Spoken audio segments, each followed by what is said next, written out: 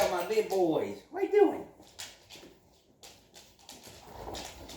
What you got? What you got? Man, good boys.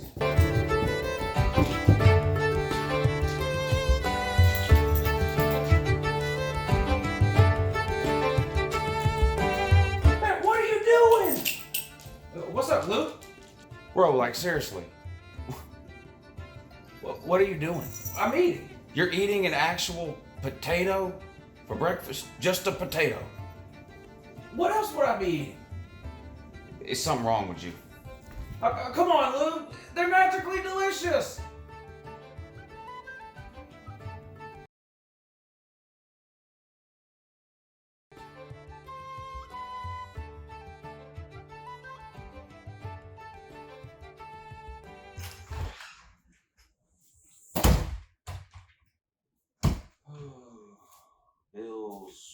Bills, fan mail,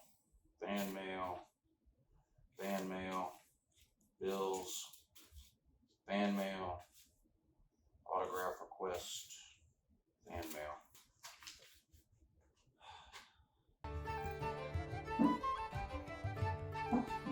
Really? Again? You hungry, Luke? What are you doing now? Eating lunch. So for lunch, you're just eating another potato. What's wrong with that, Luke? Do your thing, man. You gonna be home for dinner?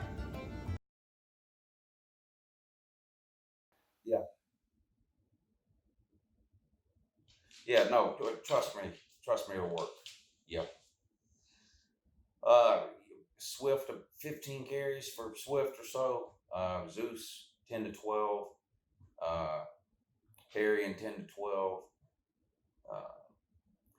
James Cook has looked good on those jet sweeps, I think. Maybe we throw a couple of those in. But as far as the passing game goes, I know I've been hard on that. But Notre Dame can't stop the run, so I'm not too worried about the pass game this week. I would say give Fromm between maybe 20 and 25 attempts, a few downfield shots. Pickens, Blaylock, I think would be good. And Eli Wolf has looked good over the middle too. I know he had that one fumble, but so let's get him involved. I think that'll soften up the middle of their defense a little bit. Maybe open up some things on the outside for later in the game. But I think if you do that, I think we'll have a lot of success. Yeah, no problem, man. You know I don't mind. All right, Kirby. Take it easy, buddy. Bye.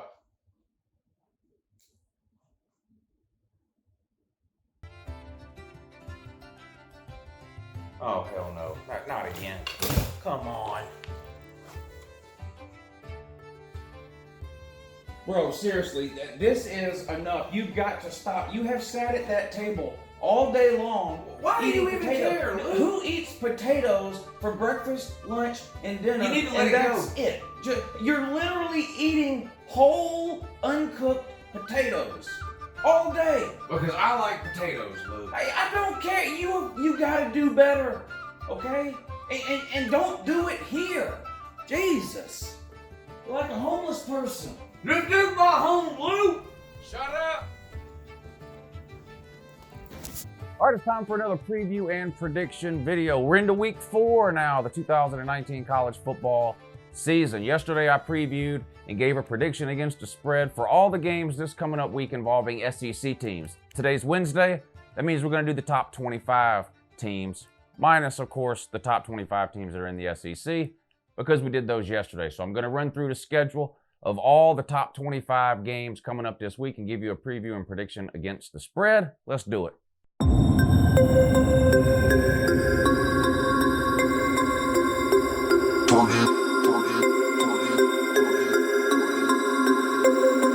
about to turn it on.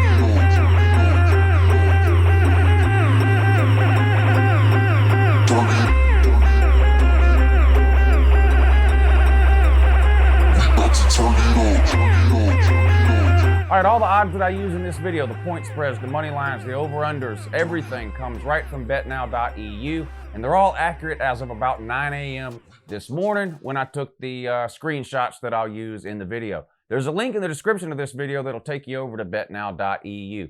Look in the description, click that link, get yourself signed up with a BetNow account, and make yourself some money this season betting on college football. They've given me a promo code to let you guys use. It's Uncle Lou. That's all one word, Uncle Lou. If you enter that promo code over there at BetNow when you get signed up, they're going to give you a bonus on whatever you deposit. Good luck.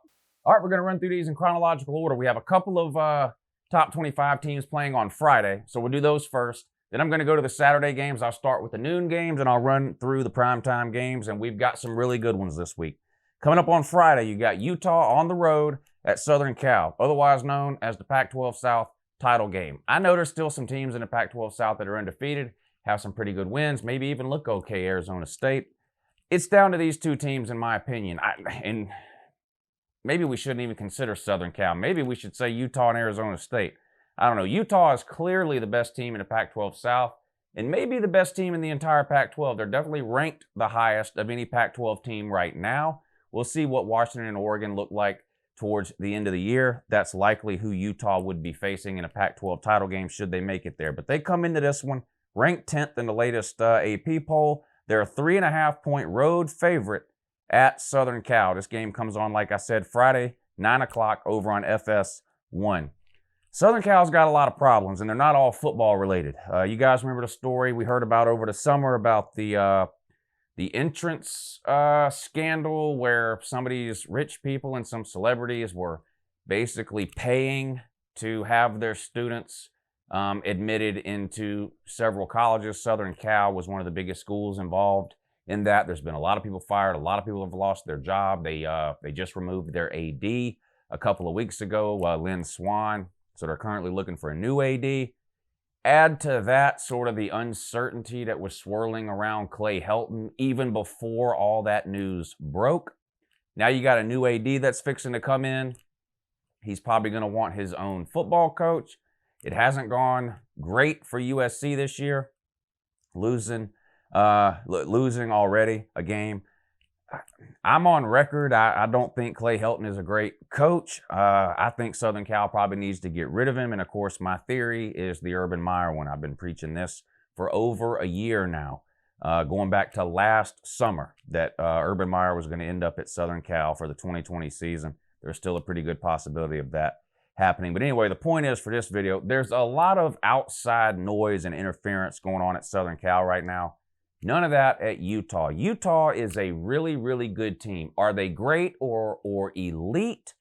Probably not, but they are really, really good. They don't make a lot of mistakes. They're disciplined. They don't commit a lot of penalties or turnovers. They play really good defense. They have good lines of scrimmage. They can run the ball. You do those things, you're going to win a lot of games no matter what league you're in, especially a weak league like the Pac-12. This is a dangerous game for Utah, in my opinion. I talk about these weird Friday night games all the time where a favored team has to go on the road. We see a lot of upsets in this case. I don't think that's going to happen this time because of all the distractions that are going on at Southern Cal. 3.5, I don't think is enough. I think Utah is more than 3.5 points better than Southern Cal. I guess you do have to consider the weird Friday night thing. You do have to consider Southern Cal is playing at home. You do have to consider that Clay Helton could potentially be coaching for his job, but that's probably going to be the case in every single game this year. I'm going to take Utah late at 3.5 points. All right, also 9 o'clock on Friday, you got Air Force at Boise State. Boise State's an 8-point favorite in this one. They're ranked 20th in the latest poll, 9 o'clock on ESPN2. Air Force had a big win last week over in-state rival Colorado. I guess you can call it a rival. It's the first time they played since the 70s. I've already talked about that. There was a dispute between Air Force Academy and Colorado involving some anti-war protests back during the Vietnam days in the early 70s. And Air Force said, well, we're never playing y'all again. And they didn't for about 40 years. But they played again this year. Air Force beats them. Big win. Now they got to go on the road, play a much better Boise State team. Boise State, listen, Boise State is not the same Boise State team that we knew 8, 9, 10 years ago when they were beating Oklahoma in the Fiesta Bowl and stuff like that, but they're still a really good team. Are they on UCF level? No, I don't think they are. When you look at the group of 5, I think UCF is clearly above everyone else, including Boise State. Boise State, I think, is in that next group of schools. Maybe you put Memphis in there. Maybe you put Cincinnati in there, a few others. But I don't think they're the best group of 5 team, although they are really, really good. They play at home, Smurf turf game here. I won't watch this game I can't watch Boise State play at home when they wear those blue jerseys on top of the blue grass that they play on. It just gives me a headache if I watch it for more than 30 seconds. So I'll just have to keep updated with the score on this one on my phone or something. I strongly considered taking Air Force here in the 8 points. I do think Boise State will win. Remember, they played Marshall a couple of weeks ago. They only won that game by 7 points. They barely beat a terrible Florida State team. I'm going to give Boise State the benefit of the doubt here, being at home and Air Force coming off of an emotional win last week. Maybe they have a letdown on a short week here. Give me Boise State, Lady 8. All right, probably the biggest game of the day besides the Georgia-Notre Dame game. Saturday noon, number 11 Michigan on the road at number 13 Wisconsin, 12 o'clock on Fox. Wisconsin's a 3.5-point favorite. This is a tough one for me because I've been high on Michigan, at least in the preseason. I thought Michigan was going to have a breakout year. I thought their offense was going to take some steps forward. Thought they'd still have an elite defense. I thought they may be the cream of the crop in the Big Ten this year.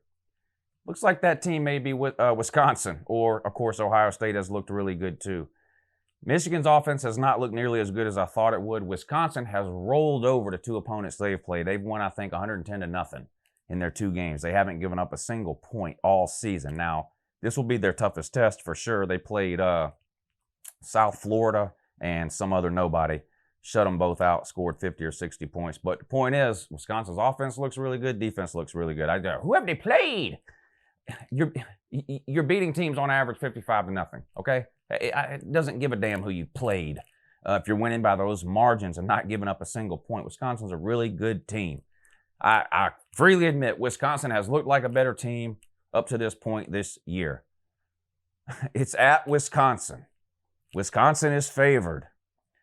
Michigan's ranked higher. A lot of people wonder why that is. I think, anyway, I'm going to go down with the ship here. I'm the guy on the Titanic playing the violins while that thing is sinking. If I'm going to be proven wrong, I'm going to do it all out. Give me the Hugh Jackmans. I'll take Michigan in the 3.5. All right, Miami at Ohio State, 3:30. Big Ten Network, Ohio State ranked 6th. They're a 39-point home favorite in this one.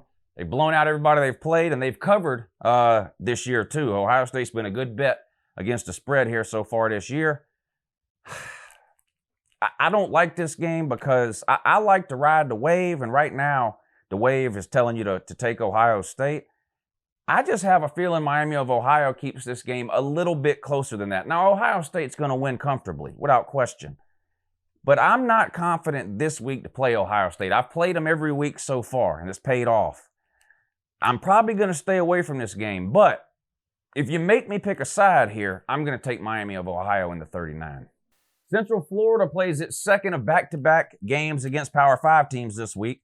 This time on the road at Pittsburgh. They're a 12-point favorite. They come in ranked 15th. Pittsburgh, of course, struggled offensively, especially in a close loss to Penn State last week. This game comes on 3:30 on ABC. Central Florida was favored by about this same number of points over Stanford last week, and they beat the absolute bejesus out of them. I expect the same thing to happen in this game. I'm going to say the same thing about UCF probably in every... Last year, I played UCF every week and laid the points, and I won way more than I lost. And the same thing will happen to you this year if you play UCF every single week. UCF is trying to prove a point. Now, it's not going to work in the end, but they're trying to prove it nonetheless. And the point they're under the impression that, okay, look, we only get to play 2 Power 5 teams. They're Stanford and Pitt. We better beat them by 40 or 50 points. Me and you know UCF's not getting in the playoff. Whether it's fair or not doesn't matter. We know it's not happening. You can't convince them of that, though. They think if they go out and beat everybody by 50 or 60 points, they can get the attention of the committee. Maybe they end up being right. I don't see it happening. But the point is, they're not going to let up. They're not going to take their foot off the gas. If they can beat Pitt by 50 points, they will beat Pitt by 50 points. 12 is nowhere near enough. Pitt is not a good team. The ACC overall is pretty bad. Central Florida would be the second, maybe third best team in the ACC. Pittsburgh is not the second or third best team in the ACC. I don't care. They're playing at Pitt, Heinz Field, where it doesn't matter. They could be playing on the moon. They could be playing in the parking lot of a Dollar Tree. It doesn't matter. Give me Central Florida on the road, lay to 12 points. Number 22, Washington on the road at BYU, 3:30 ABC. This is going to be a good game here. BYU beats Tennessee in a close game, gets blown out by Utah, beats Southern Cal in a close game last week. Now they're back home hosting 22nd ranked Washington. Washington has looked great in 2 of their 3 games and looked absolutely terrible in the other game. Their second game of the season, a loss to Cal, an unexplainable loss. No offense in that game. Now there was a weird weather situation. The game was delayed hours and hours and hours. Game didn't end until like 2 or 3 in the morning East Coast time. I mean, it was played on the West Coast, but still, it was a 3-4 hour delay. Maybe that had something to do with it, but they just looked absolutely terrible in that game. Bounced back last week with a big win. Now they go on the road to play a pretty good BYU team. I don't think any Pac-12 is getting into the college football playoff with a loss. Oregon's got a loss. Washington now's got a loss. Utah's really the only hope for the Pac-12 at this point.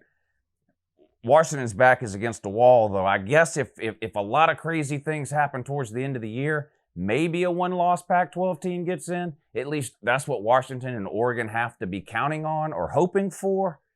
Backs against the wall here. I think they come out, play a good game. 6 points, just under a touchdown. I could see them winning this game by a touchdown or 2.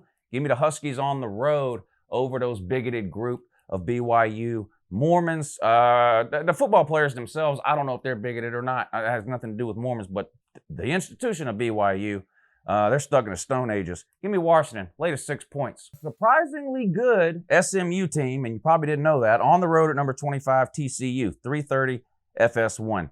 This has the potential to be a good game, and honestly, if you're, I think College Game Day does this, and there's some online pools and contests and stuff you can get in where you try to pick the biggest underdog of the week that actually ends up winning.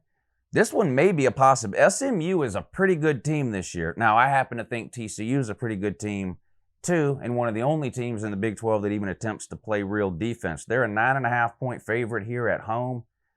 This is tricky. I'm going to take TCU to cover the 9.5. I know I'm kind of contradicting myself here. I mean, the point of picking a super dog, a big underdog, is that it's likely not to happen. But if it does, you look like a genius. But I'm going to go with the home team here, TCU, lay to 9.5. Number 16 on the road at Stanford, a disappointing Stanford team. 7 o'clock ESPN. Oregon comes into this game ranked 16th, and they're a 10.5-point favorite on the road. I'm going to take Stanford in this one. I think this is a little bit of an overreaction. If you remember, KJ Costello got hurt a couple of weeks ago, missed a game, came back last week against UCF, got blown out. Okay, you come back home now, you regroup, the injury's over with, you played one game, you're back. I think this is a little bit of an overreaction. I am disappointed in Stanford. I don't like the direction they're headed, I'll just be honest. But I think they can keep this closer than 10.5 at home. I do expect Oregon to win. They may even win something like 31-20. I mean, be right at that 10-point mark, but this is 10.5 if you jump on it now. I'm going to take Stanford in those 10.5 points. Old Dominion on the road at Virginia. Not Virginia Tech, which is important, which is, of course, Virginia Tech lost to Old Dominion last year. This is Virginia. They're a much better team with a much better coach. Bronco Mendenhall knows what he's doing. Justin Fuente still trying to figure it out. Old Dominion on the road at number 21, Virginia. Virginia's a 29.5-point favorite. That's a lot of points. 7 o'clock on ESPN2. Big emotional win last week over Florida State, sort of a last-minute type of deal there. Won the game at the end. Great game, one of the best games of the day last week. Old Dominion is a bad team, though. I expect Bryce Perkins to have a huge day against Old Dominion. Say what you want about Florida State. They do have some athletes on defense, okay? And Bryce Perkins made those athletes look absolutely ridiculous. It was like watching a Harlem Globetrotters game, the way Bryce Perkins just ran circles around the Florida State defenders. Imagine what he can do to Old Dominion. I think Bryce Perkins has a huge day in this game. I'm going to take the Cavaliers here. This is a lot of points. They're going to have to win by more than 4 touchdowns. I'm going to take Virginia at home here and lay the 29.5. Charlotte at number 1, Clemson. They're a 41.5-point favorite, 7:30 on the ACC network. Can Trevor Lawrence quit throwing interceptions? We'll find out this week. He's already got more interceptions this year through 3 games than he had all of last year through 15 games. Now, do I think this means Trevor Lawrence was a flash in the pan and he's a terrible quarterback now? No, I don't. But you're blind if you don't recognize the fact that the Trevor Lawrence that we've seen through the first 3 weeks of this season is not the Trevor Lawrence that we saw the last half of last season. That's just painfully obvious to anybody with a working set of eyes. Now, it won't matter against Charlotte, but he may have a turnover or two if things continue the way they have been. I think 41.5 is a little bit too much. I'm going to take Charlotte and the 41.5 points, but Clemson will win big. And this is probably my second favorite game of the day. I'm not going to lie. Obviously, the Michigan-Wisconsin game is huge. The Georgia-Notre Dame game, I think, is the biggest. This might be the most interesting. Oklahoma State on the road at number 12, Texas. Texas cannot afford another loss, period. A two-loss Big 12 champ is not getting in. It's not happening, I don't think. They already took a loss to LSU. They host Oklahoma State this week. They're a 5-point favorite. They started out as a 7-point favorite. So this line's been bet all the way down to 5. 7:30 on ABC. Oklahoma State has beat Texas, what, 4 or 5 years in a row? Something like that.